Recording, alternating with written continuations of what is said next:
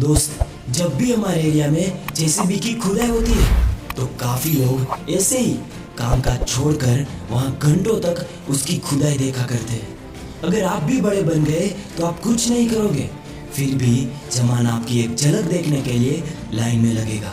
हमें वो लोग नहीं बनना, हमें जेसीबी बनना है, क्योंकि कहते हैं ना, भीड़ का हिस्सा नहीं, जिसकी वजह से भीड़ है वो बनो।